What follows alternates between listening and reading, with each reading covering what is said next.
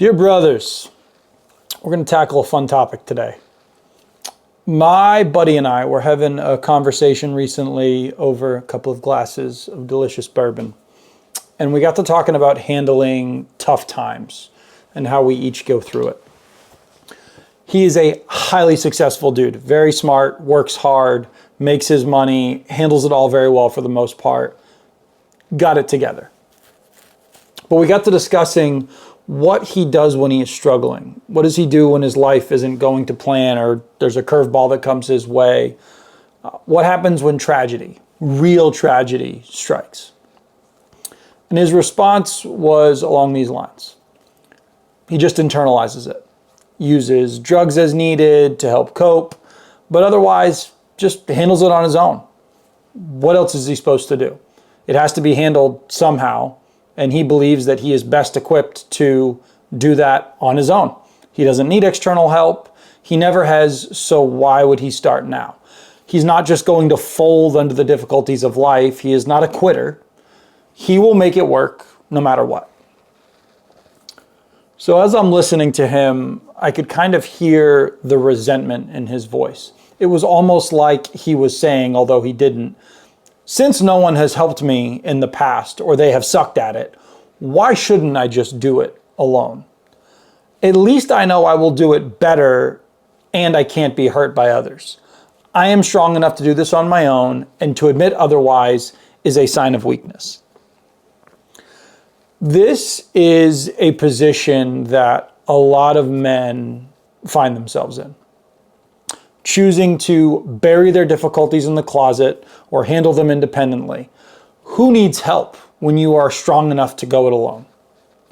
Or, as I've heard many men say, men don't need to ask for help. If they can't do it on their own, they really aren't men. And you know what? You're partly right.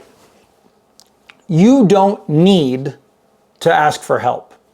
You can try and do it all by yourself. You are welcome to bury the tough shit that life throws at you and just slosh your way through it using whichever means necessary that doesn't include other people. Use drugs, use booze, throw on porn, exercise yourself to death, eat uncontrollably, become a workaholic, nothing else.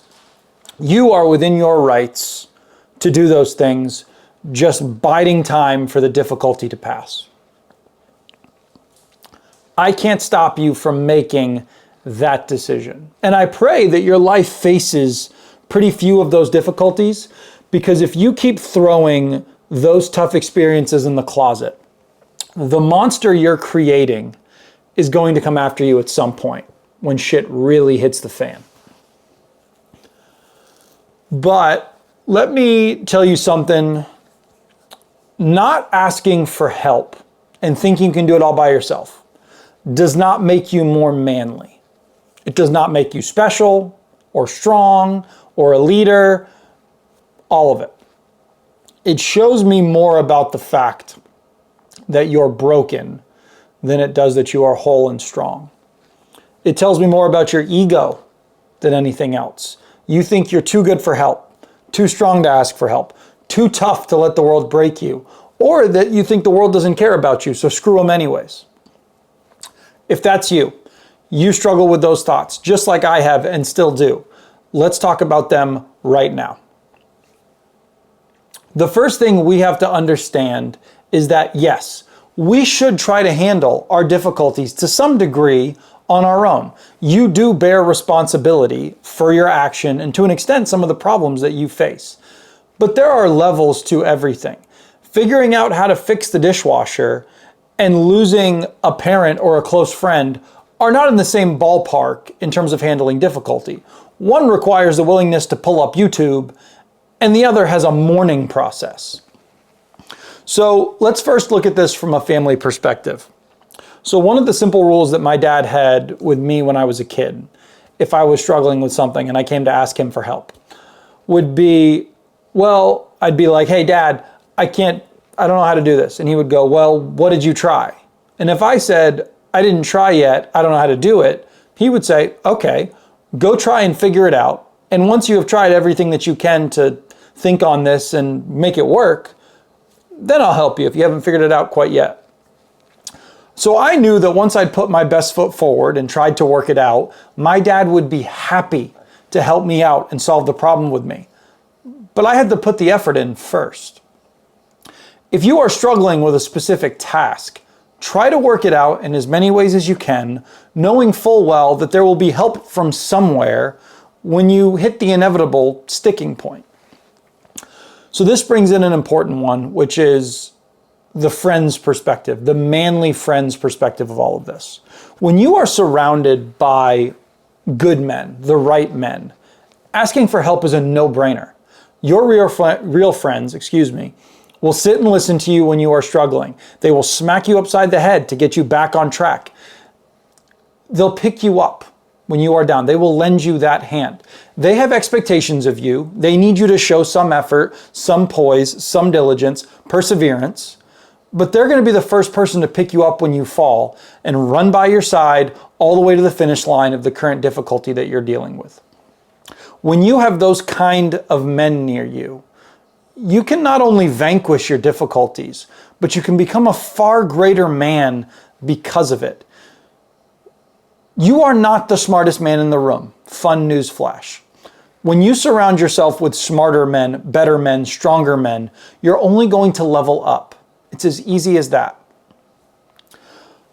Last and most importantly, guys, I need you to pay attention to this. I believe with every fiber of my soul that we cannot find true success or banish difficulty or find peace without bringing our difficulties before God.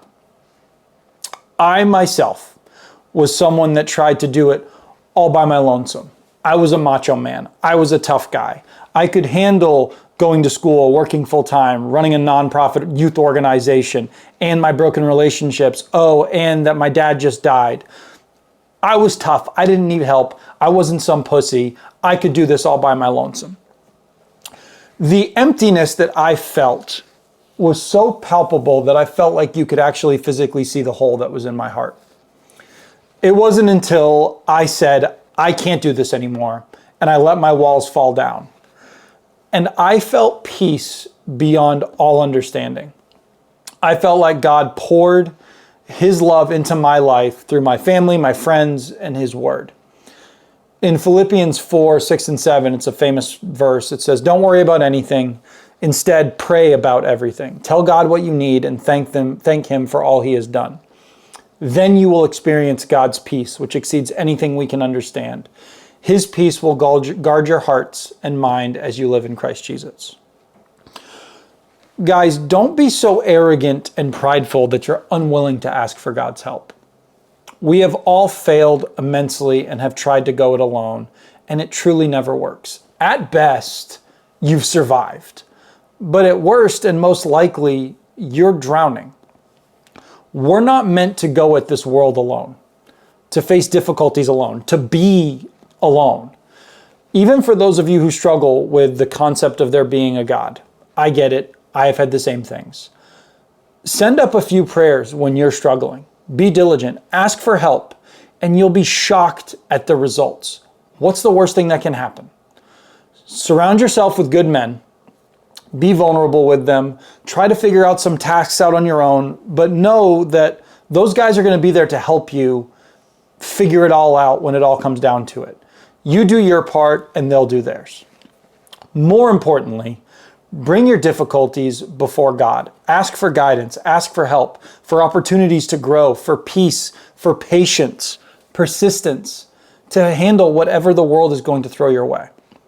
I promise you, life's difficulties will no longer be building up in that closet, but destroyed at the foot of the cross. God bless, be strong. Let's get after it on this Friday, guys.